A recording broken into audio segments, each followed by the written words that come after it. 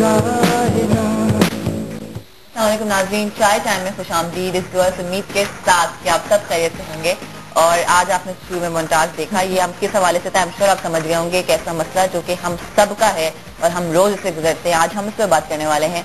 मैं हूँ सनिया हसन, मैं हूँ ज़ाहिरा सरदी। और नाज़रीन, आज आप हमें फोन करके बताएंगे अगर आप लोगों को रात में नींद आई, और अगर आई तो वो किसकी बदौलत थी, और अगर नहीं आई तो उसकी वेंट आउट करने के लिए हमने जरिया निकाला है चाय टाइम पर। सनिया, हम क्या कर रहे हैं नाज़रीन? आज हम बात करने वाले हैं लोड शेडिंग के हवाले से। और हमारी बहुत सारे फ्रेंड्स होते हैं जो डिफरेंट एरियाज में रहते हैं। अब आप फोन पे बात करें, आप बोल रहे हैं हमारे घर लाइट नहीं है, दूसरा बंदा आपसे कह रहा है हमारे तो लाइट जाती नहीं है, तीसरा बंदा आपसे कह रहा है हमारे 4-4 घंटे जाती है, 5-5 घंटे जाती है। और ना सिर्फ कराची की बात करें, हम पूरे पाकिस्तान की बात करें, हर कोई इससे सफर करे। देही इलाकों में 18 घंटे लाइट जाती है, यहाँ पर आप बात करें तो 2-2, 3-3 घंटे लाइट जाती है। और सबसे बड़ी बात है, कहीं लाइट नहीं भी जाती तो आप फ्लक्चुएशन बहुत होती है, और फ्लक्चुएशन का कौन जिम्मेदार है, उसके बाद अगर चीजें खराब होती हैं तो उसका जिम्मेदार कौन है, हम जानेंगे। हमारे साथ आज KESC के मीडिया अमीन रहमान, एक बार फिर दोहराएं, KESC नाम ही काफी है कि GM मीडिया अमीन रहमान साहब मौजूद है। नाज़रीन, सवाल ये है कि आपने कॉल करनी है, हम तो अपने सवाल करते ही रहेंगे, बट आपने कॉल करनी है। अगर आपने कोई भी सवाल करना है KESC के हवाले से, आने वाले वक्त में KESC का क्या हाल होगा या आपका क्या हाल होगा,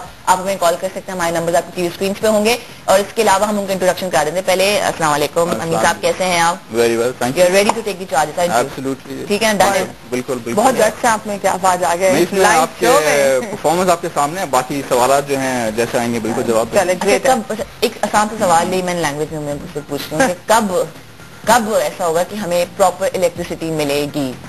माइनस लोड शेयरिंग, ये एक बहुत अच्छा सवाल है जो कि KESC भी करती है। और इसमें अपने आप से कस्टमर से जो लोग चोरी करते हैं, कराची में 30% मतलब बिजली जो तरसील की जाती है हाँ। वो चोरी की शक्ल, चोरी की नजर हो जाती है।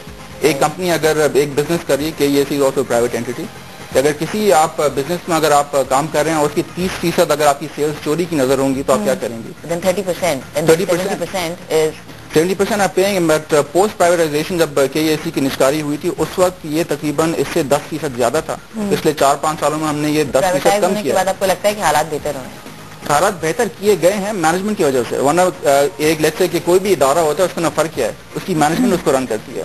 इदारा जो है उनके लोगों से बनता है, उनके अंदर जो लोग काम कर रहे होते हैं। तो मेन डिफरेंस वही है। तो KESC कर कह रहा है वो जो 30% लोग हैं माशाल्लाह जो बिजली चोरी कर रहे हैं, और उनका जो खसारा है वो हम भुगतते हैं जो बिल पे करते हैं। तो KESC उसके लिए क्या करता है अमीन साहब? क्योंकि ऐसे बहुत से एरियाज हैं जहाँ पे KESC के लोग जाके जो है वो कुंडा देते हैं, बांटते हैं, पैसे लेते हैं और इस किस्म के। तो उस वक्त KESC क्या करता है? बिल्कुल।